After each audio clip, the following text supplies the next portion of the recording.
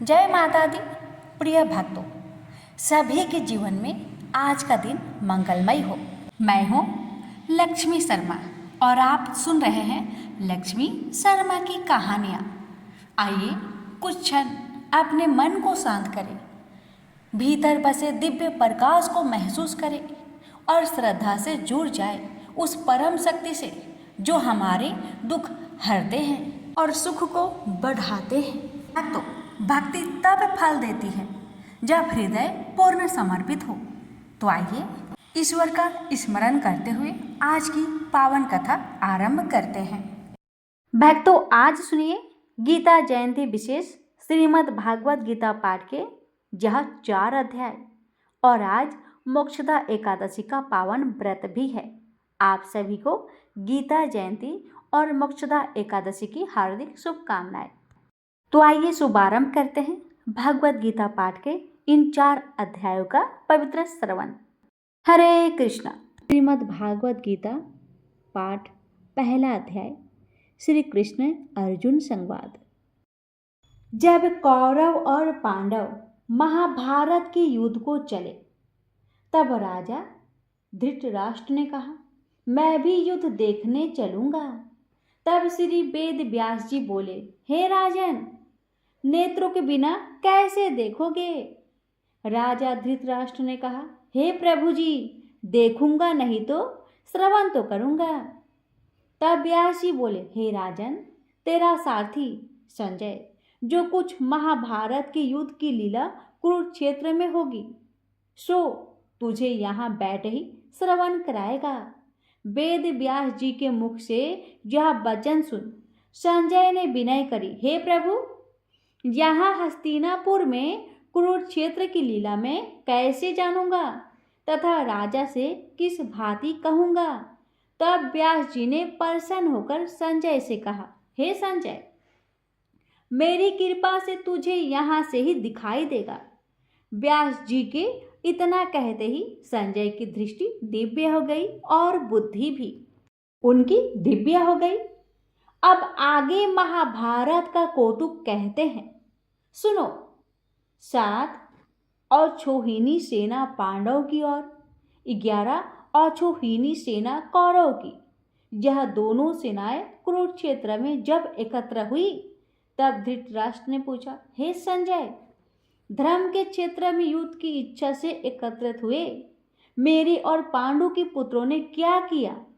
संजय ने कहा, पांडव की सेना को व्यूहित देखकर दुर्योधन द्रोणाचार्य के समीप जाकर कहने लगे, हे आचार्य, देखिए, आपके शिष्य बुद्धिमान द्रुपद पुत्र ने पांडव की बड़ी सेना की कैसी व्यूह रचना की है।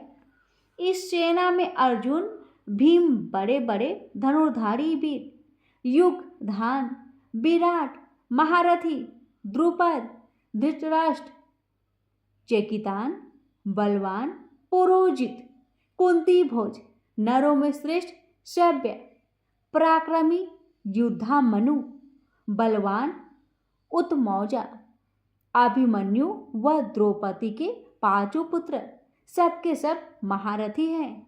हे ब्राह्मण श्रेष्ठ, आपके स्मरणार्थ अब मैं सेना के प्रधान सेनापतियों के नाम का वर्णन करता हूँ। आप भीष्म, कर्ण, युद्ध विजयी, कृपाचार्य, अश्वत्थामा, विकर्ण, सोमदत्त का पुत्र भूरिश्रवा और बहुत से शूरवीर मेरे लिए प्राण तक देने को तैयार है। ये लोग शास्त्र चलाने में बहुत चतुर हैं और सब युद्ध विद्या में प्रवीण हैं। हमारी सेना, जिसके भीष्म रक्षक है, अपार बल है और उसकी सेना के जिसके भीम रक्षक है, थोड़ा सा बल है। अब आप सब अपने मोर्चों पर सावधान रहकर सेनापति भीष्म की रक्षा कीजिए। कुरुवृद्ध भीष्म पितामह ने दुर्योधन को प्रसन्न करते हुए और ऊंचे स्वर में गरजते हुए शंख बजाया। फिर चारों ओर शंख, नगारे, ढोल, गौमुख आदि अनेक बाजे बजने लगे, जिनका बड़ा भयंकर शब्द हुआ। इसके अंतरल सफेद घोड़ों के रथ पर बैठे माधव यानी श्री कृष्ण और पांडव अर्जुन ने भी दिव्य शंखों को बजाया। श्री कृष्ण ने 5 जन्य और अर्जुन ने देवदत्त नामक शंखों को और भीषण कर्म करने वाले भीम ने पौड्रक नामक बड़े शंख को बजाया। कुंती पुत्र धर्मराज युधिष्ठिर ने अनंत विजय, नकुल ने सुघोष, सहदेव ने मणि पुष्पक तथा महान धनुर्धर काशीराज शिखंडी, धृष्टद्युम्न, विराट, अपराजित सत्यकी, राजा द्रुपद और द्रौपदी के 5 पुत्र तथा महाबाहु अभिमन्यु, इन सब वीरों ने अपने अपने शंखों को बजाया। उन शंखों के भारी शब्द से आकाश और पृथ्वी गूंज उठी और धृतराष्ट्र के पुत्र के हृदय कांप उठे। हे राजन, अर्जुन ने कौरव को युद्ध के लिए प्रस्तुत देखकर श्री कृष्ण जी से कहा, हे अच्युत, मेरा रथ दोनों सेनाओं के बीच में खड़ा कीजिए, जिससे मैं युद्ध करने वाले को देख लूं कि इस रणभूमि में मुझे किन किन के साथ युद्ध करना चाहिए।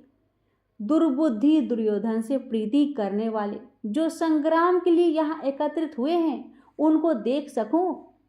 संजय कहने लगे, हे राजन, अर्जुन की बात सुनकर श्री कृष्ण ने भीष्म, द्रोण आदि वीरों के सामने उत्तम रथ को खड़ा करके कहा, हे वीर, संग्राम के लिए उद्धत इन कौरवों को देख लो।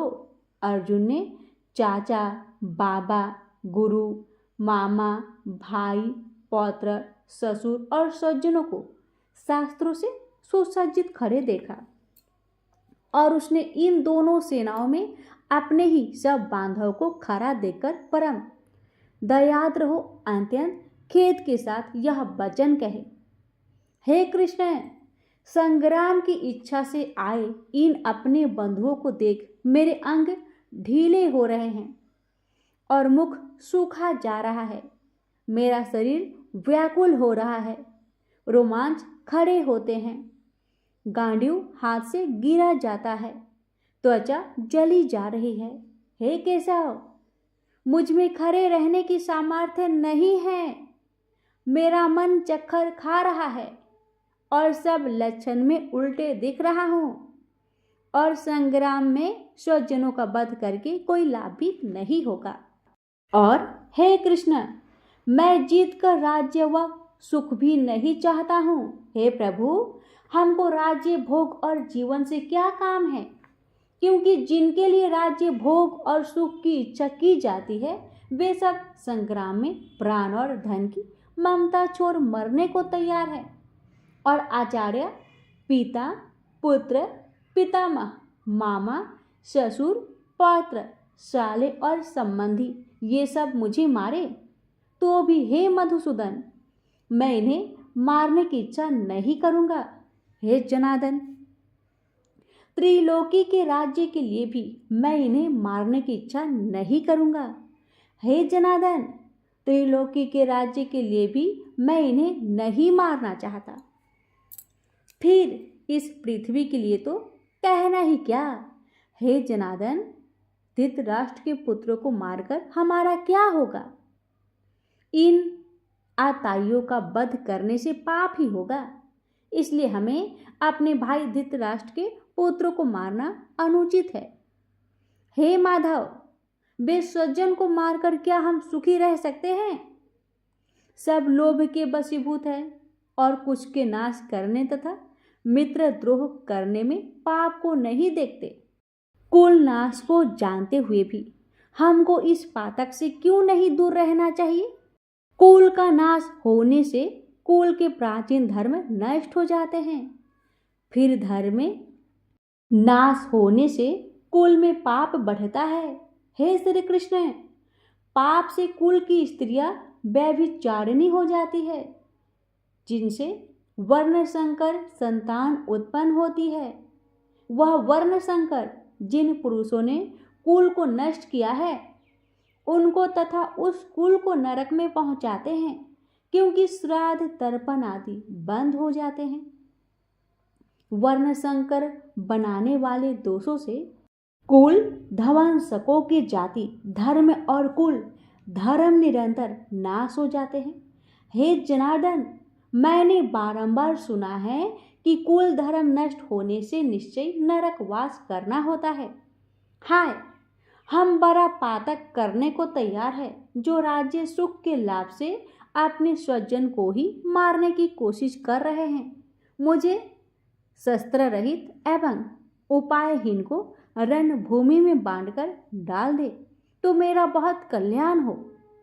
संजय ने कहा, हे राजन। यह कहकर अत्यंत दुखित होकर अर्जुन ने उसी समय धनुष बाण फेंक दिया और रथ के पिछले भाग में जा बैठा।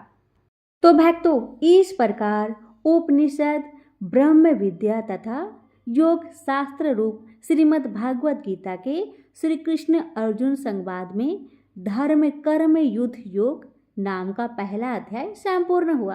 प्रेम से बोलिए ओम नमो भगवते वासुदेवाय। अब भक्तों श्रवण करें श्रीमद् भागवत गीता पाठ के प्रथम अध्याय के महात्म्य कथा। पार्वती जी भगवान से कहती है, हे भगवान, आप सब तत्वों की ज्ञाता है। आपकी कृपा से मुझे श्री विष्णु संबंधी नाना प्रकार के धर्म सुनने को मिले जो समस्त लोक का उद्धार करने वाले हैं। देवाधिदेव, अब मैं गीता के महात्म्य कथा सुनने चाहती हूँ, जिसके श्रवण करने से श्री हरि की भक्ति बढ़ती है। श्री महादेव जी बोले, जिनका श्री विग्रह अलसी के फूल की भांति श्याम वर्ण का है, पक्षीराज गरुड़ ही जिनके वाहन हैं, जो अपनी महिमा से कभी च्युत नहीं होते तथा शेष नाग की शैया पर शयन करते हैं, उन भगवान महाविष्णु की हम उपासना करते हैं। एक समय की बात है, मोर दैत्य के नाशक भगवान विष्णु शेष नाग के रमणीय आसन पर सुखपूर्वक विराजमान थे। उस समय समस्त लोगों को आनंद देने वाली भगवती लक्ष्मी ने आदर पूर्वक प्रश्न किया, हे भगवान, आप संपूर्ण जगत के पालन करते हुए भी अपने ऐश्वर्य के प्रति उदासीन से होकर जो इस क्षीर सागर में नींद ले रहे हैं, इसका क्या कारण है? भगवान श्री विष्णु बोले, हे सुमुखी, मैं नींद नहीं लेता हूँ, अपितु तत्व का अनुसरण करने वाली अंतर्दृष्टि के द्वारा अपने ही महेश्वर स्वरूप का साक्षात्कार कर रहा हूँ।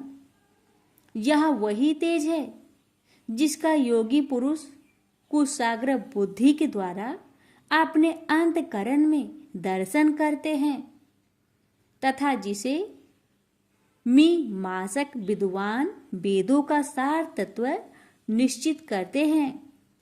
वह महेश्वर तेज एक अजर प्रकाश स्वरूप आत्मा रूप रोग शोक से रहित अखंड आनंद का पुंज निष्पंद तथा दैत्य रहित है। इस जगत का जीवन उसी के अधीन है, उसी का अनुभव करता हूँ। देवेश्वरी, यही कारण है कि मैं तुम्हें नींद लेता सा प्रतीत हो रहा हूँ। लक्ष्मी जी ने कहा, हे अंतर्यामी, आप ही योगी पुरुष के ध्येय है। आपके अतिरिक्त भी कोई ध्यान करने योग्य तत्व है, यह जानकर मुझे बड़ा कौतूहल हो रहा है। इस चराचर जगत की सृष्टि और संहार करने वाले स्वयं आप ही हैं। आप सर्वसमर्थ हैं। इस प्रकार की स्थिति में होकर भी यदि आप उस परम तत्व से भिन्न हैं तो मुझे उसका बोध कराइए।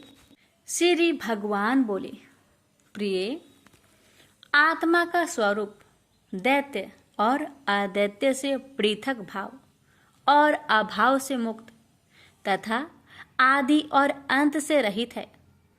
शुद्ध ज्ञान के प्रकाश से उपलब्ध होने वाला तथा परमानंद स्वरूप होने के कारण एकमात्र सुंदर है। वही मेरा ईश्वरीय रूप है। आत्मा का एक तत्व ही सबके द्वारा जानने योग्य है।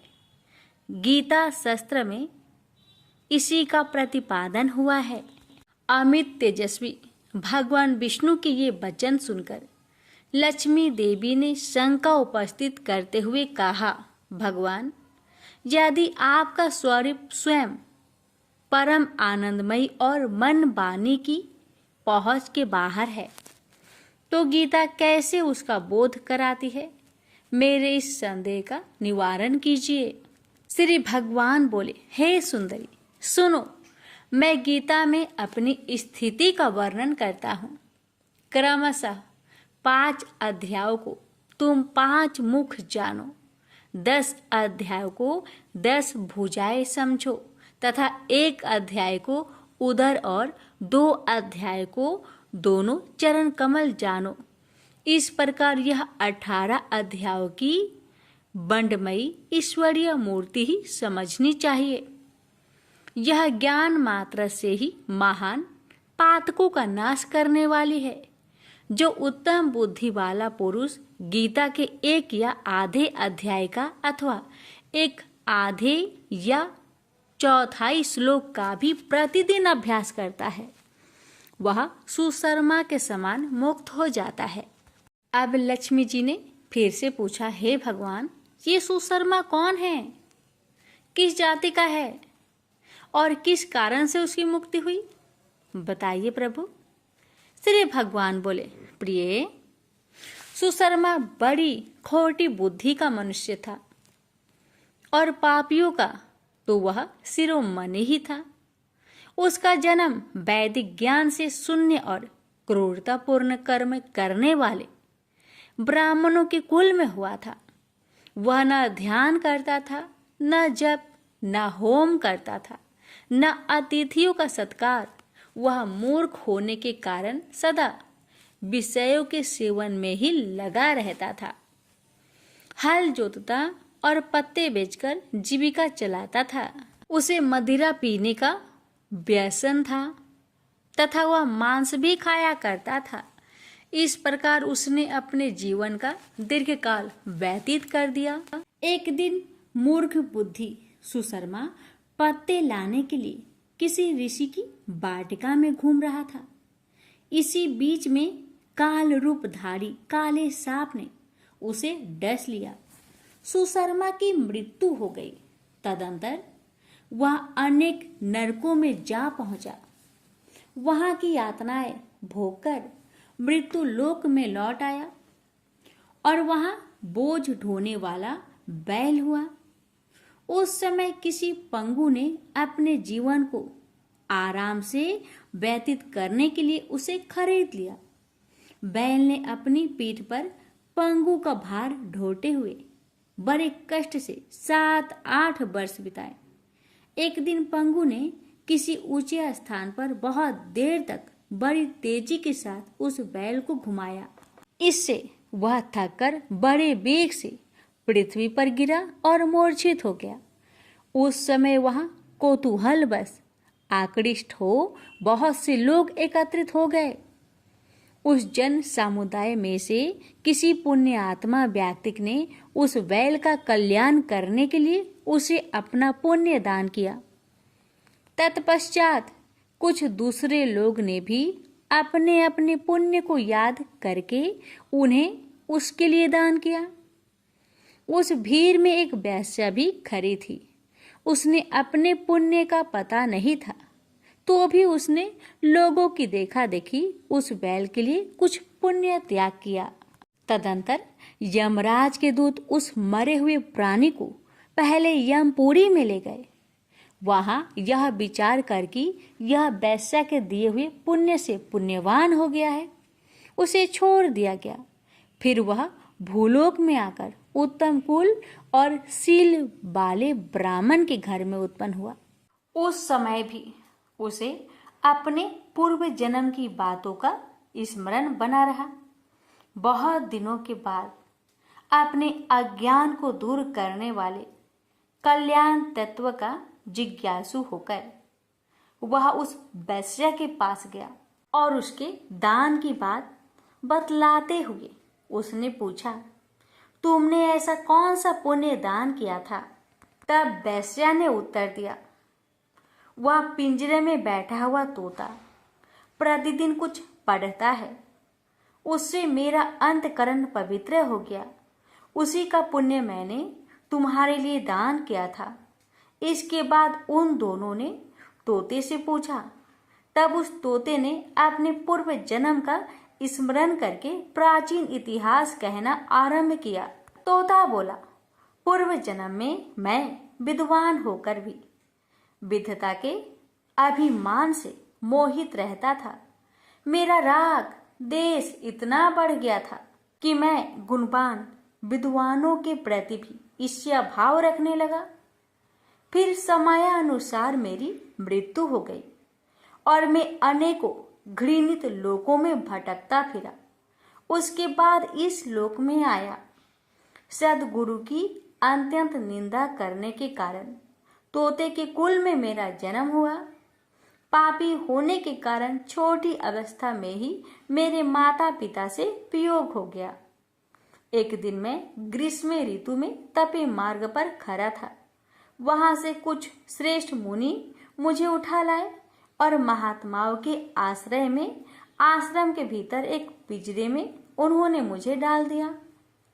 वहीं मुझे पढ़ाया गया। ऋषियों के बालक बड़े आदर के साथ गीता के प्रथम अध्याय का अध्ययन करते थे। उन्हीं से सुनकर मैं भी बार बार पाठ करने लगा। इस बीच में एक चोरी करने वाले बहेलिये ने मुझे वहां से चुरा लिया। तत्पश्चात इस देवी ने मुझे खरीद लिया। पूर्व काल में मैंने इस प्रथम अध्याय का अभ्यास किया था, जिससे मैंने अपने पापों को दूर किया है। फिर उसी से इस वैश्य का भी अंतकरण शुद्ध हुआ है और उसी के पुण्य से ये द्विज श्रेष्ठ सुशर्मा भी पाप मुक्त हो गए हैं। इस प्रकार परस्पर वार्तालाप और गीता के प्रथम अध्याय के महात्म्य की प्रशंसा करके वे तीनों अपने अपने घर पर गीता का अभ्यास करने लगे। इसलिए जो गीता के इस प्रथम अध्याय को पढ़ता या सुनता है तथा अभ्यास करता है, उसे इस भाव सागर को पार करने में कोई कठिनाई नहीं होती। तो प्रेम से बोलिए हरे कृष्णा। ओम नमो भगवते वासुदेवाय। ओम नमः शिवाय। माता पार्वती की जय। श्रीमद् भागवत गीता पाठ का दूसरा अध्याय, जिसका नाम है सांख्य योग। संजय बोले, हे धृतराष्ट्र। तब श्री कृष्ण दया युक्त नेत्रों में आंसू भरकर व्याकुल चित्त अर्जुन से बोले, हे अर्जुन, अनर्थ के सेवन करने योग, अपयश कारक, नरक में गिरने वाला मोह इस समय तुम्हारे मन में कहाँ से आया? तुम कायर मत बनो, यह शोभा नहीं देता। तुम हृदय की दुर्बलता को त्याग कर युद्ध के निमित्त खड़े हो जाओ। अर्जुन ने कहा, हे मधुसूदन, मैं रण में पूज्य भीष्म और द्रोणाचार्य के ऊपर बाण प्रहार कर कैसे युद्ध करूंगा? इस लोक में महात्मा गुरुजनों को न सताकर भीख मांग भोजन करना उत्तम है और अर्थ की कामना के लिए गुरुजनों को मारकर उनके रक्त से सने भोगों को भोगूंगा। हम नहीं जानते कि युद्ध में कौन जीतेगा। यदि हम जीत भी लेंगे तो भी जिनको मारकर हम जीवित रहना नहीं चाहते। वही धृतराष्ट्र के पुत्र हमारे सामने प्रस्तुत है। दीनता से मेरी स्वाभाविक वृत्ति नष्ट हो गई है और धर्म के विषय में मेरा चित्त मोहित हो गया है। मैं आपसे पूछता हूँ, जिससे निश्चय करके मेरा भला हो, वह मुझे समझाकर कहिए, क्योंकि मैं आपका शिष्य हूँ और आपकी शरण में हूँ। अतः मुझे ज्ञान शिक्षा दीजिए। मुझे पृथ्वी का निष्कटक राज्य मिल जाए और देवताओं का भी आधिपत्य मिल जाए, तो भी मैं ऐसा कोई उपाय नहीं देखता कि जो मेरे इंद्रियों को दुखाने वाले शोक को दूर करे। हे गोविंद, मैं युद्ध नहीं करूंगा। यह कहकर अर्जुन चुप हो गए। संजय बोले, हे राजन, दोनों सेनाओं के बीच में खिन्न होकर बैठे अर्जुन से भगवान श्री कृष्ण ने ये वचन कहे, हे अर्जुन, जिसके लिए शोक नहीं करना चाहिए तो उसके लिए शोक करता है, और पंडितों के से वचन तो कहता है। परंतु पंडित लोग न मरों का सोच करते हैं न जीवितों का। यह बात असंभव है कि मैं पहले न था, तुम भी न थे, और यह राजा भी न थे, और इसके बाद भी न रहेंगे। जैसे देहधारियों की इस देह का लड़कपन, जवानी, बुढ़ापा ये अवस्था होती है, तैसे ही मृत्यु के बाद दूसरी देह की भी होती है। इसलिए पंडित लोग मोक्ष को प्राप्त नहीं होते। इंद्रियों का शब्द आदि विषयों से संयुक्त जारा, गर्मी आदि सुख दुख देने वाले हैं। आने जाने वाले और नसवान जानकर इन्हें सहन कर, हे नरश्रेष्ठ। सुख दुख को समान मानने वाले जिन वीर पुरुषों को यह ब्रह्म प्रदात कलेश नहीं देते, वह मोक्ष पाने के अधिकारी है। असत का तो अस्तित्व नहीं है और सम का अभाव नहीं है। इस अविनाशी, अचित्य और नित्य जीव आत्मा के ये सब शरीर नाशवान हैं। अतः एवं हे भारत, तुम युद्ध करो। जो पुरुष इस आत्मा को मारने वाला तथा जो मरने वाला मानते हैं, वे दोनों ही ज्ञानी नहीं हैं। क्योंकि यह आत्मा न मारती है न मरती है। आत्मा ना कभी जन्मती न मृत्यु को प्राप्त होती, ना कभी जन्मी थी ना कभी मरेगी। यह अनजन्मी, नित्य, कभी न घटने बढ़ने वाली और सनातन है। नष्ट होने पर भी वह नाश को प्राप्त नहीं होती। जो पुरुष इस आत्मा को नित्य, अविनाशी, निर्विकार और अनजन्मा जानता है, वह किसको घात करेगा और किसको मारेगा। जिस प्रकार मनुष्य पुराने वस्त्र फेंक कर नया वस्त्र ग्रहण करता है, उसी प्रकार आत्मा पुरानी देह को छोड़कर नई देह धारण करती है। आत्मा को शस्त्र काट नहीं सकते, जल भिगो नहीं सकता, ना भीग या गल सकती है और ना सूख सकती है। यह अविनाशी, सर्वव्यापी, स्थिर, अचल और सनातन है। यह इंद्रियों से जाना नहीं जा सकता। यह कल्पना से भी परे है और इसमें हेर फेर नहीं हो सकता। इसलिए ऐसा जानते हुए तुम्हें शोक करना उचित नहीं है। हे महाबाहो, यदि तुम इस आत्मा को नित्य जन्म लेने वाला मानते हो तो भी शोक नहीं करना चाहिए, क्योंकि जो जन्मा है उसकी मृत्यु है और जिसकी मृत्यु हुई है उसका जन्म होना निश्चय है। अतः जो बात अनिवार्य है उसके लिए सोच करना व्यर्थ है। जन्म लेने से पहले क्या था किसी को मालूम नहीं, मध्य में कुछ प्रकट होता है, फिर मरने से पीछे क्या होगा कोई नहीं जानता। ऐसी दशा में किसी बात को सोच करना क्या तुमको उचित है? कोई मनुष्य तो इस आत्मा को आश्चर्य से देखता है, आश्चर्यवत मानकर सुनता है, परंतु कोई देख कह वह सुन भी भली प्रकार नहीं जानता। सबके शरीर में यह आत्मा नित्य अविनाशी है। कारण सब प्राणियों के लिए तुमको सोच करना उचित नहीं। अपने धर्म को भी सोचकर घबराना उचित नहीं है, क्योंकि क्षत्रियों को धर्म पूर्वक युद्ध से बड़ा और कुछ भला करने वाला नहीं है। हे पार्थ, बिना इच्छा किए स्वर्ग का द्वारूप युद्ध तुमको स्वतः प्राप्त हुआ है। ऐसा सुअवसर भाग्यवान क्षत्रिय को ही मिलता है। यदि तुम अपने धर्म के अनुसार इस संग्राम को न करोगे तो अपना धर्म और बड़ाई खो बैठोगे और पाप को प्राप्त होगे। सब लोग सदा तुम्हारी अपकीर्ति करेंगे और प्रतिष्ठा वाले पुरुषों के लिए अपयश का होना मृत्यु से भी बढ़कर है। ये महारथी लोग समझेंगे कि अर्जुन डरकर संग्राम से हट गया, और अब तक जो लोग तुम्हारे पराक्रम की प्रशंसा करते हैं वही अनेक तरह के दुर्वचन कहेंगे। इससे बढ़कर दुख तुमको क्या होगा? यदि युद्ध में नष्ट हो गए तो स्वर्ग के भागी होगे, जितने पर पृथ्वी के तल पर राज्य करोगे। इसलिए युद्ध के निमित्त दृढ़ प्रतिज्ञा होकर खड़े हो जाओ।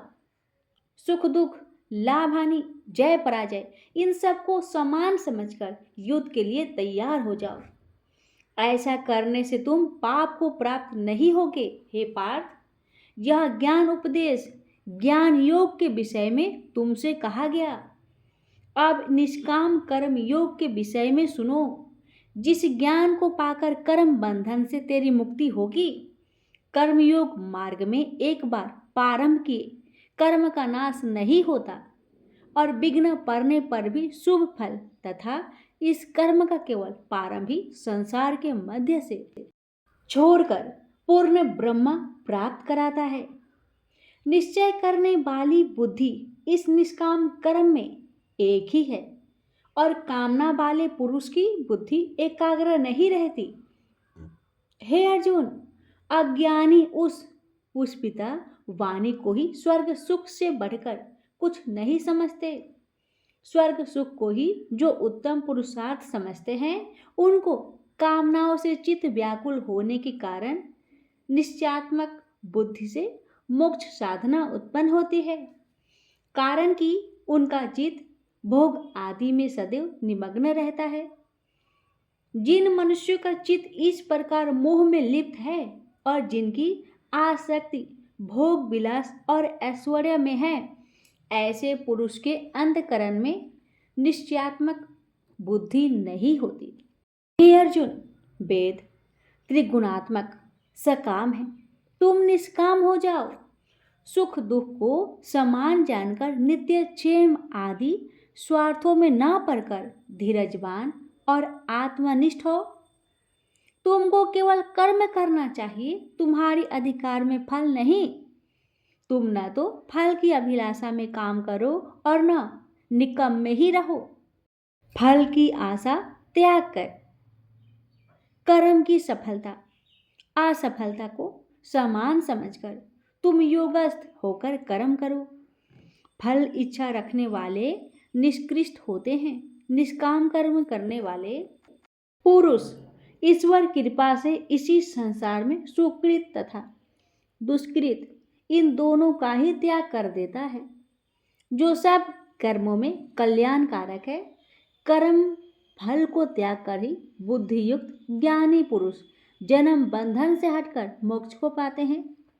जब तुम्हारी बुद्धि मोह बन के बाहर निकल जाएगी, तब तुम्हारा मन आगे सुनने वाली तथा हुई बातों से विरक्त हो जाएगी। अनेक श्रुति इस मृत्यु के वचनों को सुनाने से तुम्हारी बुद्धि भ्रमित हो गई है। जिस समय वह निश्चल होकर आत्मा में निश्चल होगी, तभी उनको तत्व ज्ञान प्राप्त होगा। अर्जुन ने पूछा, हे केशव, आत्मा स्वरूप में निश्चल बुद्धि वाला किसको कहा है? उनके लक्षण क्या है? श्री कृष्ण जी बोले, हे अर्जुन, जो महात्मा पुरुष मन की कामनाओं को त्याग देता है और अपने आप ही से प्रसन्न रहता है, उसको निश्चल बुद्धि वाला कहते हैं। दुख में जिनके मन खेद नहीं होता और सुख में जिसको आसक्ति नहीं होती तथा प्रीति भय क्रोध जिसके जाते रहते हैं, वह महात्मा स्थिर बुद्धि वाला मुनि कहलाता है। जो सर्वत्र स्नेह करता है, जो शुभ पदार्थ होने पर हर वर्ष नहीं करता, अशुभ से अप्रसन्न नहीं होता, उसी को स्थिर बुद्धि जानना चाहिए। और कछुआ जैसे अपने अंगों को सिकुड़ लेता है, उसी तरह जो पुरुष अपने इंद्रियों को विषय से हटाता है, उनकी बुद्धि स्थिर जाननी चाहिए। हे अर्जुन, मोक्ष का प्रयत्न करने वाले विद्वान व्यक्ति को भी प्रबल इंद्रिया बलात् उसके मन को जीत लेती है। इसलिए सब इंद्रियों को विषयों से रोक मेरे अंतर्ज्ञान में तत्पर हो जाओ। जिसने इंद्रियों को बस में कर लिया है उसकी बुद्धि निश्चल है। जो पुरुष विषयों के ध्यान में रहता है उसमें उसकी प्राप्ति हो जाती है। प्राप्ति होने से कामना होती है, इच्छा के पूर्ण ना होने से क्रोध से अविवेक होता है। अविवेक से स्मरण शक्ति नष्ट हो जाती है। स्मरण शक्ति के नष्ट होने से बुद्धि क्षय हो जाती है। जिसकी बुद्धि का नाश हुआ वह विनाश को प्राप्त होता है। जो पुरुष राग देश से रहित होकर इंद्रियों के विषय सुख का अनुभव करता है और अपने मन को बस में रखता है वह शांति को प्राप्त होता है। शांति मिलने पर सब दुखों का नाश हो जाता है। प्रसन्नचित्त वाले की बुद्धि तुरंत निश्चल हो जाती है। जो पुरुष योग युक्त नहीं है उनको निश्चल बुद्धि उत्पन्न नहीं होती। भावना के ना होने से शांति प्राप्त नहीं होती। अशांत को सुख कहाँ से मिलेगा? इस कारण हे महाबाहो, जिसने इंद्रियों को विषय से सर्वथा रोक रखा है उसी की बुद्धि स्थिर है। जब सब प्राणियों की रात होती है उसमें संयमी जागता रहता है और प्राणी मात्र जिस समय जागते हैं मुनिजनों की वह रात्रि है। जल से भरे पूर्ण समुद्र में जल भरने पर भी वह अपनी मर्यादा पर ही रहता है। उसी तरह जिस पुरुष में इच्छा न रहने पर भी अनिच्छा से सब विषय भोग प्राप्त होते हैं उसी को शांति मिलती है। विषयों की इच्छा करने वाले को शांति नहीं मिलती। जो पुरुष सब कामनाओं को छोड़कर इच्छा रहित होकर विचरता है, ममता अहंकार जिसमें नहीं है वही शांति को प्राप्त होता है। हे पार्थ, ब्रह्म में स्थिति यही है। ऐसी स्थिति मिल जाने पर प्राणी फिर मोह में नहीं फंसता और अंत समय में निर्वाण ब्रह्म पद को प्राप्त होता है।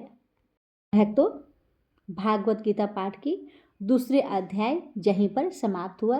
अब सुनेंगे दूसरे अध्याय का महात्म्य। प्रेम से बोलिए हरे कृष्णा। श्री नारायण बोले, हे लक्ष्मी, दक्षिण देश में एक पूर्ण नाम नगर था। वहाँ एक देवसु शर्मा बड़ा धनवान रहता था। उसे साधु सेवा करते हुए 7 दिन बीत गए। तब एक बाल नाम ब्रह्मचारी आया। उसकी बहुत सेवा की और विनय की। हे संत जी, कृपा कर मुझे श्री नारायण जी के पाने का ज्ञान उपदेश करो। तब वह ब्रह्मचारी बोला, मैं तुझे गीता जी के दूसरे अध्याय का पाठ सुनाता हूँ, श्रवण कर। एक आयली वन में बकरियां चरा रहा था। वहाँ में भजन किया करता था। एक दिन रात को आयली बकरियां लेकर घर को चला। मार्ग में एक सिंह बैठा था। एक बकरी सबसे आगे अपनी ओर चली आती देखकर शेर भाग गया। तब आयली यह देखकर आश्चर्यचकित हुआ। मैं भी वहां पर खड़ा हुआ था। उस चारवाहे ने मुझे देखकर कहा, मैंने यह आश्चर्य देखा कि बकरी को देख शेर डर के भाग गया। तुम तो त्रिकालेग हो, यह वृत्तांत मुझे सुनाओ। संत ने कहा, हे आयली, मैं तुझे एक पिछली वार्ता सुनाता हूँ। यह बकरी पिछले जन्म में डायन थी। जब इसका पति मर गया तब यह बड़ी डायन हुई। जिस सुंदर लड़के को देखे उसी को खा लेवे। और शेर पिछले जन्म में फंदक था। वह पंछी पकड़ने वन को गया और यह डायन भी वन को गई। वहाँ डायन ने उस फंदक को खा लिया। अब वही फंदक शेर हुआ। वह डायन बकरी बनी। शेर को पिछले जन्म की खबर है, इसलिए बकरी को देखकर शेर ने समझा कि अभी यह मुझे खाने आ रही है। तब आयली ने कहा, मैं पिछले जन्म में कौन था? संत बोला, तू पिछले जन्म में चांडाल था। आयली ने कहा, हे ब्रह्मचारी, कोई उपाय भी है जिससे हम तीनों की इस अधम देह से छूट सके? तब संत जी बोले, हम तुम तीनों का उद्धार करते हैं। यह कहा संत जी ने। जब गीता जी के अक्षर सुनाए तो उनको सुनते ही तुरंत आकाश से विमान आए और उन तीनों को विमानों पर बैठा बैकुंठ लोक को ले गए। अधम देह से छूटकर देव देही पाई और देव सुशर्मा भी ज्ञान को सुन मोक्ष को प्राप्त हुआ और देव देही पाकर बैकुंठ को गया। तब श्री नारायण जी ने कहा, हे लक्ष्मी जी, जो मनुष्य श्री नारायण जी के ज्ञान को पढ़े सुने वह अवश्य मुक्ति को प्राप्त होता है। प्रेम से बोलिए, ओम नमो भगवते वासुदेवाय। श्रीमद् भागवत गीता पाठ अध्याय 3। अर्जुन ने पूछा, हे जनार्दन, यदि आपके तप से कर्म बुद्धि से श्रेष्ठ है तो केशव मुझे इस घोर कर्म में क्यों लगाते हो? मिले हुए वचनों से आप मेरी बुद्धि को भ्रम में डाल रहे हैं। निश्चय करके मुझे बतलाइए जिससे मैं कल्याण को प्राप्त हूं। श्री कृष्ण जी बोले, हे निष्पाप अर्जुन, मैं पहले समझा चुका हूं कि इस श्लोक में 2 प्रकार की निष्ठा कही गई है। एक तो सांध्या वालों का ध्यान योग, दूसरा योगियों का कर्मयोग। कर्मों को प्रारंभ न करने से ही कोई निष्कर्म नहीं कहलाता और कर्मों को त्याग करके संन्यास ग्रहण करने से ही किसी को सिद्धि नहीं मिलती। मनुष्य क्षण भर में भी कर्म किए बिना नहीं रह सकता। प्रकृति के गुण ही सब मनुष्य को कुछ न कुछ कर्म करने में लगाते हैं। जो अज्ञानी कर्मेंद्रियों को रोककर आत्मचिंतन करने के बहाने विषयों की चिंता करता है वह पाखंडी मिथ्याचारी कहलाता है। हे अर्जुन, इंद्रियों को मन से दमन कर और विषय में प्रवृत्त न होते देखकर उनसे कार्य लेता है। अपने धर्म के अनुसार नियमित कर्म के करने से कर्म को करना अच्छा है। बिना कर्म किए निमित्त किए जाने वाले कर्मों को छोड़कर जितने कर्म हैं उनके करने से मनुष्य का बंधन होता है। अतएव तुम फल की इच्छा त्याग कर यज्ञ करने के लिए कर्म करो।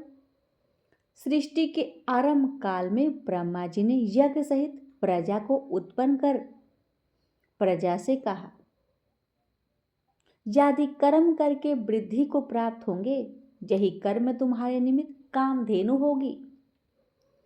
इस यज्ञ से तुम देवताओं को संतुष्ट करते रहो और देवता भी तुमको संतुष्ट करेंगे।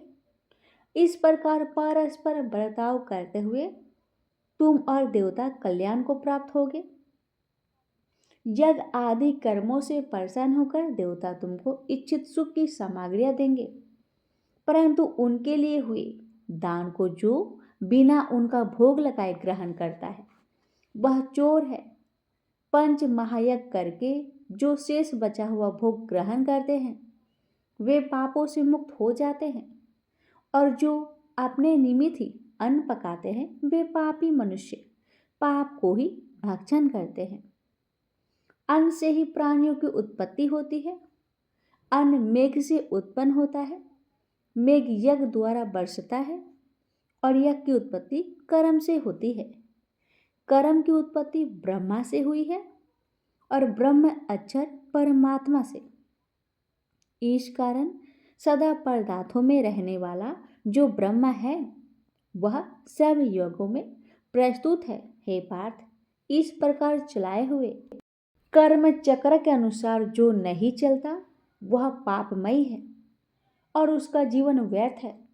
जो पुरुष आत्मा में ही रहता है और आत्मानंद अनुभव से तृप्त रहता है, आत्मा में ही संतुष्ट है, उससे कुछ भी कार्य शेष नहीं। वह कर्म करे या ना करे उसको कोई प्रयोजन अथवा लाभ नहीं है और किसी प्राणी में अपना लाभ करा लेने की भी उसे कोई आवश्यकता नहीं है। इसलिए तुम भी फल प्राप्ति की इच्छा त्याग कर्तव्य का पालन करो, क्योंकि फल की इच्छा त्याग कर कर्म करने वाला पुरुष मोक्ष को प्राप्त होता है।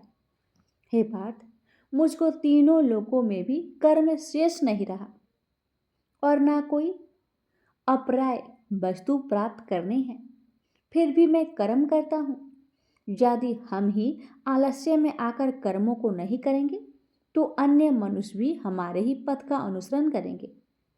इससे मैं कर्म ना करूं तो सब लोग भी न करने से नष्ट हो जाएंगे। इसमें मैं वर्ण संकरों के उत्पन्न करने का हेतु बनकर प्रजा को नष्ट करने वाला समझा जाऊंगा। जिस प्रकार अज्ञानी फल की इच्छा करके कर्म करता है, वैसे ही धन की इच्छा न करते हुए ज्ञानी को लोक शिक्षा की इच्छा करते हुए कर्म करना उचित है। कर्म में आसक्त अज्ञानियों की बुद्धि में ज्ञान भेदभाव उत्पन्न न करे, परंतु आप स्वयं कर्म करता हुआ उसमें भी प्रसन्नतापूर्वक कर्म कराए।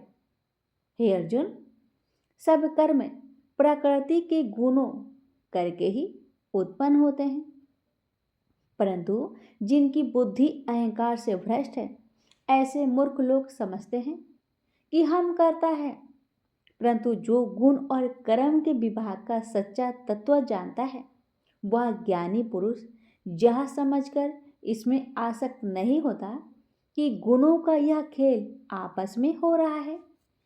प्रकृति के गुणों को भूले हुए मनुष्य गुण और कर्मों में आसक्त होते हैं।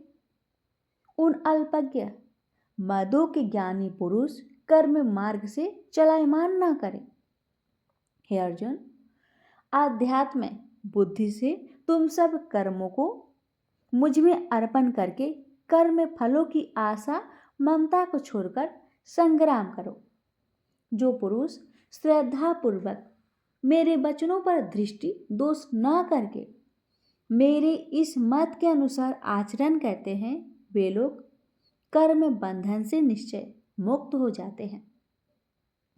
और जो अज्ञानी मेरे इस मत पर दोष दृष्टि करते हुए इसको ग्रहण नहीं करते, वे संपूर्ण ज्ञान से रहित है, उनको नष्ट हुआ जानो। अपना कठिन धर्म भी दूसरे के सहज धर्म से हितकर होता है। स्वधर्म में मरना भी कल्याणकारक है, परंतु अन्य धर्म भयानक है। अर्जुन ने कहा, हे विष्णु नंदन श्री कृष्ण, पुरुष को पाप करने की इच्छा न होते हुए भी उसे कौन बलात् पाप के मार्ग में प्रवृत्त कराता है? कृष्ण भगवान बोले, हे अर्जुन, रजोगुण से उत्पन्न होने वाला काम व क्रोध मनुष्य को पाप मार्ग में ले जाता है। ऐसा करके उत्पन्न इच्छा कभी तृप्त नहीं होती। ये महापापी और घोर शत्रु है। जैसे धुआं से अग्नि, धूल से दर्पण और झिल्ली से गर्भ का बालक ढका हुआ है, उसी प्रकार विषय की इच्छा से आत्मज्ञान ढका हुआ है। हे कुंती पुत्र, इस शत्रु काम को मार के ज्ञानियों का ज्ञान आच्छादित हुआ है और सदा अग्नि की तरह तृप्त नहीं होता। इंद्रियां, मन और बुद्धि इस काम के आश्रय स्थान हैं। इनके सहारे विशेषज्ञ ज्ञान को आच्छादित करके जीवन को मोहित कर लेती है। अतएव तुम सर्वप्रथम इंद्रियों को वश में करके ज्ञान और विज्ञान को नष्ट करने वाले इस पापी काम को अवश्य ही जीतो। कहते हैं कि इंद्रिया सबसे प्रबल है और इंद्रियों से भी प्रबल मन है। इस प्रकार जो बुद्धि से परे हैं, उस आत्मा को जानकर निश्चयात्मक बुद्धि द्वारा मन को निश्चल करे। हे महाबाहो, तुम दुर्धर शत्रु को जीत लो। प्रेम से बोलिए ओम नमो भगवते वासुदेवाय। अब सुनेंगे तीसरे अध्याय की महात्म्य कथा। श्री नारायण जी बोले, हे लक्ष्मी, एक क्षुद्र महामूर्ख अकेला ही वन में रहता था। बड़े अनर्थों से उसने बहुत सा द्रव इकट्ठा किया। किसी कारण से वह सब द्रव जाता रहा।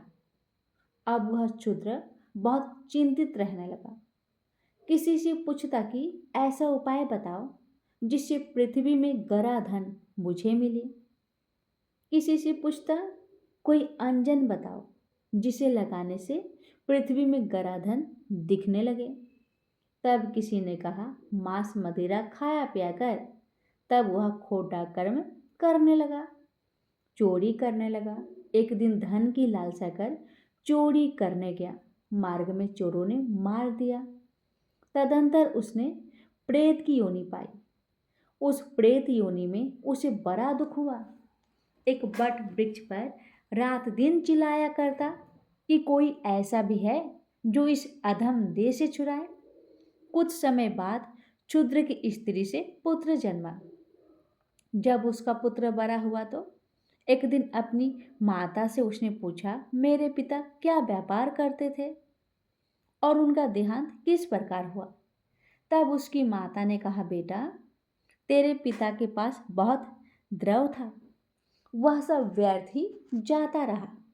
वह धन के चले जाने से बहुत चिंतित रहने लगे। एक दिन धन की लालसा में चोरी करने गए, परंतु मार्ग में उसे चोरों ने मार दिया। तब बेटे ने कहा, हे माता, उसकी गति कराई थी। माता ने कहा, नहीं कराई। बेटे ने कहा, हे माँ, उनकी गति करानी चाहिए। माँ ने कहा, अच्छी बात है। तब वह पंडितों से पूछने गया और जाकर प्रार्थना की, हे स्वामी, मेरे पिता एक दिशा में जाकर मृत्यु को प्राप्त हुआ है, अतः उनका उद्धार किस प्रकार होगा। पंडितों ने कहा, तू गया जी जाकर उसकी गति कर, तब पितरों का उद्धार होगा। यह सुन उसने माता की आज्ञा लेकर गया जी को गमन किया। प्रयागराज का दर्शन स्नान करके आगे को चला। रास्ते में एक वृक्ष के नीचे बैठ गया। वहां उसको बड़ा भय प्राप्त हुआ। यह वही वृक्ष था जहां उसका पिता प्रेत योनि को प्राप्त हुआ था। उसी जगह चोरों ने उसे मारा था। तब उस बालक ने अपना गुरु मंत्र पढ़ा। उसका एक नियम था, वह एक अध्याय श्री गीता जी का भी नित्य पाठ किया करता था। एक दिन उसके पिता ने प्रेत की योनि में सुना तो सुनते ही उसकी प्रेत योनि छूट गई और देवदेही पाई। स्वर्ग से विमान आए और वह विमान पर चढ़कर पुत्र के सामने आया और आशीर्वाद देकर कहा, हे पुत्र, मैं तेरा पिता हूँ जो मरकर प्रेत हुआ था। तेरे गीता पाठ करने से मेरी देवदेही हुई है। अब मेरा उद्धार हुआ है और तेरी कृपा से मैं स्वर्ग जाता हूँ। अब तू गया जी को अपनी खुशी से जा। इतना सुनकर पुत्र ने कहा, हे पिताजी, कुछ और आज्ञा करो जो मैं आपकी सेवा करूं। तब उस देवदेही ने कहा, देख, मेरी 7 पीढ़ियों के पितर नरक में पड़े हैं। अब तू गीता जी के 3 अध्याय का पाठ करके उनको भी इस दुख से मुक्ति प्रदान कर। इतना वचन कह कर जब वह देवदेही स्वर्ग को गई, तब उस बालक ने वहीं पर पुनः गीता जी के 3 अध्याय का पाठ किया और सब पितरों को उसका पुण्य देकर बैकुंठवासी हुआ। जो प्राणी श्री गीता जी का पाठ करे या श्रवण करे, उसका फल कहने में नहीं आ सकता। तब श्री भगवान जी बोले, हे लक्ष्मी, यह 3 अध्याय का जो फल मैंने तुमसे कहा वह तुमने सुना है। प्रेम से बोलिए, ओम नमो भगवते वासुदेवाय। लक्ष्मीपति विष्णु भगवान की जय। तो यहीं पर श्रीमद् भागवत गीता पाठ अध्याय 3 महात्म्य सहित संपूर्ण हुआ। श्रीमद् भागवत गीता पाठ 4था अध्याय। श्री कृष्ण भगवान बोले, इस अविनाशी कर्म योग को मैंने सूर्य से कहा, सूर्य ने मनु से कहा और मनु ने राजा इक्ष्वाकु से कहा। हे अर्जुन, इस तरह सब राजश्रियों ने जाना, परंतु अधिक समय व्यतीत होने से लुप्त हो गया। वही प्राचीन युग आज तुमको मैंने बताया है, क्योंकि तुम मेरे भक्त और मित्र हो। यह रहस्य अति उत्तम है। अर्जुन बोला, आपका जन्म तो अभी हुआ है और सूर्य का जन्म बहुत दिन पहले हुआ था। मैं किस प्रकार मानूं कि सूर्य को यह योग आपने बताया था।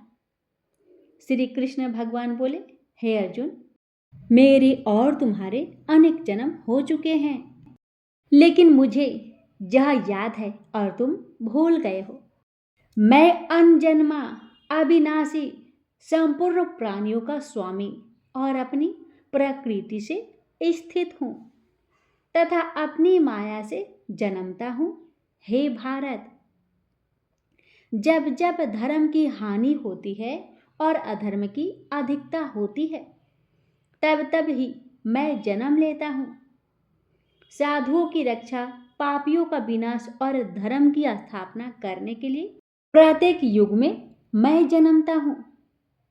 जो मेरे इस अलौकिक जन्म और कर्म का तत्व जानता है, वह मृत्यु होने पर फिर जन्म नहीं लेता और मुझ में लीन हो जाता है। इस तरह मोह, भय और क्रोध को त्याग कर मुझ में भक्ति रखकर कर्म कर और मेरी शरणागति हो। बहुत से मनुष्य ज्ञान रूपी तप से पवित्र होकर मुझ में मिल गए हैं। जो जिस भाव से मेरा पूजन करता है, इसको मैं उसी प्रकार का फल देता हूँ। जो मनुष्य लोक में कर्म सिद्धि की इच्छा करने वाले देवताओं का पूजन करते हैं, क्योंकि इस लोक में कर्म की सिद्धि शीघ्र होती है। मैंने चारों वर्णों की सृष्टि अपने अपने गुण और कर्म से की है। सृष्टि का कर्ता मैं ही हूं, तथापि मुझे अकर्ता अविनाशी जानो। कर्म मुझको वृद्ध नहीं कर सकते तथा कर्म फल में मेरी कामना नहीं है।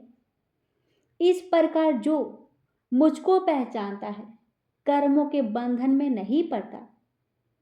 इसी प्रकार समझकर प्राचीन मुमुक्षुओं ने भी कर्म किए हैं।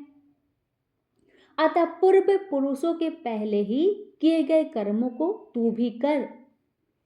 हे अर्जुन, कर्म क्या है और कैसे किया जाता है, इसके विचार में विद्वानों की बुद्धि भी चकरा जाती है।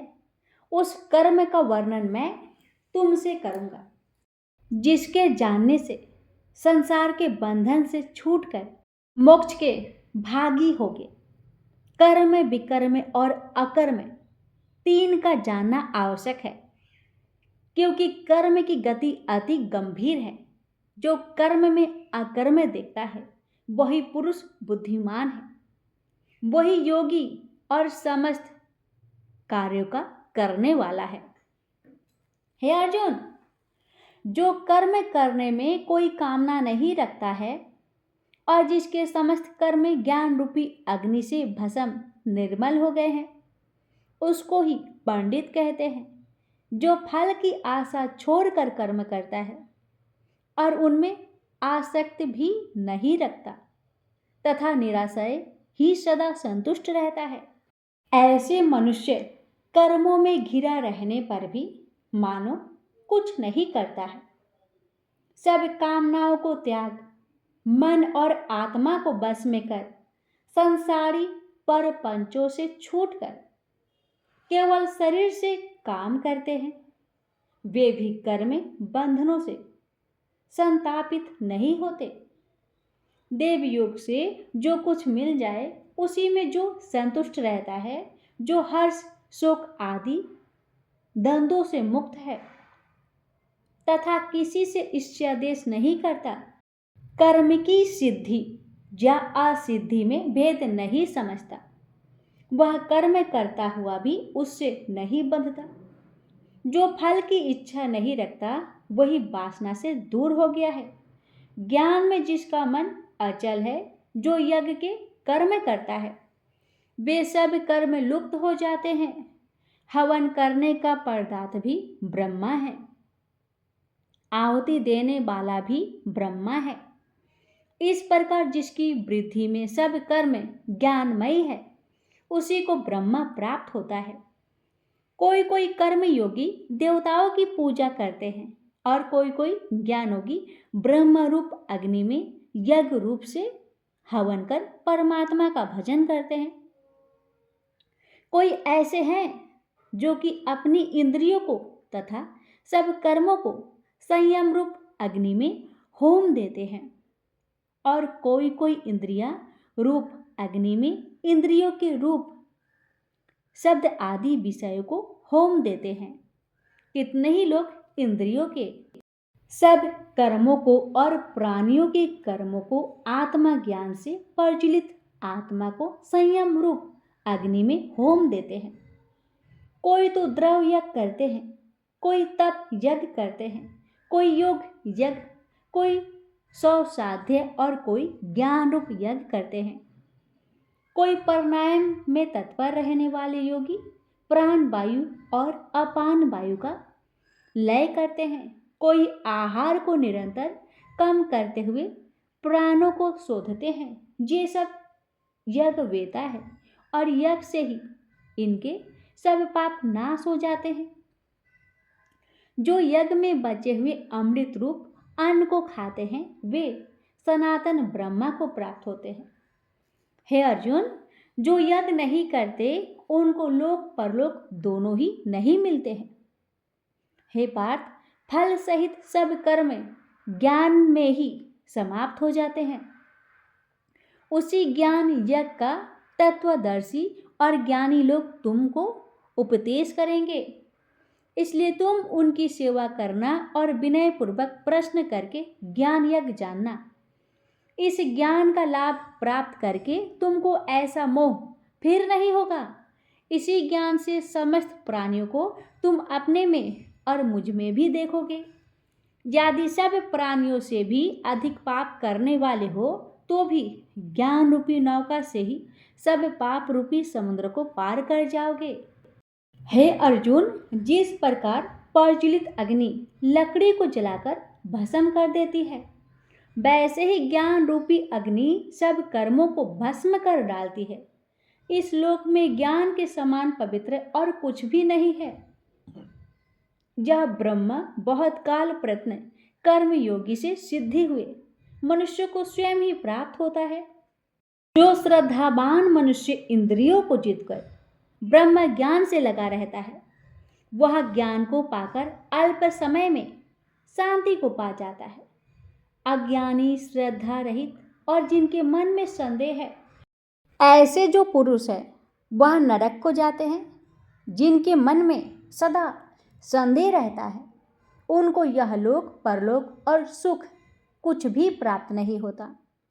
इसने परमेश्वराधन और निष्काम कर्म योग के आश्रय से कर्म बंधन त्याग दिए हैं और ज्ञान से जिसके सब संदेह दूर हो गए हैं।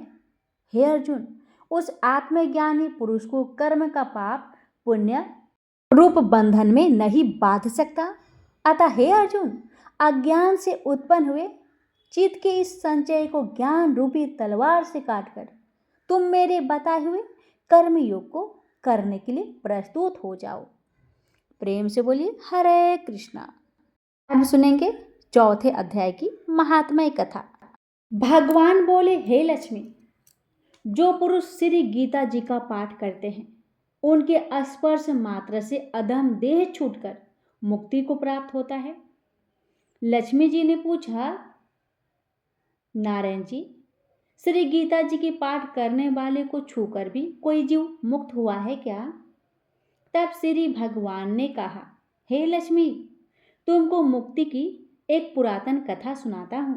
भागीरथी गंगा जी के तट पर एक काशीपुरी नाम का नगर है। वहाँ एक वैष्णव श्री गीता जी के चौथे अध्याय का पाठ किया करता था। एक दिन वह साधु वन में गया। वहाँ बेड़ियों के 2 वृक्ष थे, उनकी बड़ी छाया थी। वह साधु बैठ गया और बैठते ही निंद्रा आ गई। एक बैरिया से उसके पाँव लगे और दूसरे से सिर लग गया। वह दोनों बेरिया आपस में कांप कर पृथ्वी पर गिर पड़ी। पत्ते उनके सूख गए। परमेश्वर की इच्छा से वह दोनों बैरिया ब्राह्मण घर की कन्या हुई। फिर ब्राह्मण के घर जन्म लेकर उन दोनों कन्याओं ने तपस्या करना आरंभ कर दिया। वह जब दोनों बड़ी हुई तब उनके माता पिता ने कहा, हे पुत्रियों, अब तुम्हारा विवाह करते हैं। तब उन दोनों ने माता पिता से कहा, हम विवाह नहीं करेंगे। उनको अपने पिछले जन्म की खबर थी। उन्होंने कहा, हमारी एक यही अभिलाषा है कि वह साधु हमें पुनः दर्शन दे। तो बड़ा अच्छा है। उनके मन में यही था कि वह साधु जिसके स्पर्श करने से हमें अधम देह से छूटकर यह देह मिली है, वह मिले तो बड़ा अच्छा हो। यह विचार कर उन दोनों लड़कियों ने माता पिता से तीर्थ यात्रा करने की आज्ञा मांगी। तब माता पिता ने उन्हें तीर्थ यात्रा की आज्ञा दे दी। तीर्थ यात्रा करती करती बनारस में पहुंची। वहां जाकर देखा कि वह तपस्वी बैठे हैं, जिनकी कृपा से हम बेरी की देह से छूटी है। तब उन दोनों कन्याओं ने चरण वंदना की। हे संत जी, धन्य हो, आपने हमको कृतार्थ किया है। तब साधु ने कहा, तुम कौन हो? मैं तुमको नहीं पहचानता। कन्याओं ने कहा, हम आपको पहचानते हैं। हम पिछले जन्म में बेरियों की योनि में थी। एक दिन आप वन में आए तो आपको बहुत धूप लगी थी। तब बेरियों की छाया तले आप आ बैठे। लंबा आसन होने से एक बेरी से आपके चरण लगे और दूसरी बेरी से सिर लगा। तो उसी समय हम बेरी की योनि से मुक्त हो गए। अब हमने ब्राह्मण के घर में जन्म लिया है और बहुत सुखी हैं। आपकी कृपा से ही हम मोक्ष को प्राप्त हुए। तब तपस्वी ने कहा, मुझे इस बात का पता नहीं था। अब तुम आज्ञा करो, तुम्हारी क्या सेवा करूं? क्योंकि तुम ब्राह्मण रूप उत्तम जन्म श्री नारायण जी का मुख हो। तब उन कन्याओं ने कहा, आप हमको श्री गीता जी के 4थे अध्याय का फल प्रदान करें, जिससे हम देवदेही पाकर सुखी हो जाए। तब उस तपस्वी ने उन्हें गीता जी के 4थे अध्याय के पाठ का फल दिया। फल के देते ही आकाश से विमान आए। तब उन दोनों ने देवदेही पाकर बैकुंठ को गमन किया। श्री नारायण जी बोले, हे लक्ष्मी जी, ये 4थे अध्याय का महात्म्य है जो मैंने आपको सुनाया है। प्रेम से बोली लक्ष्मीपति विष्णु भगवान की जय। यहीं पर श्रीमद् भागवत गीता पाठ 4था अध्याय महात्म्य सहित संपूर्ण हुआ।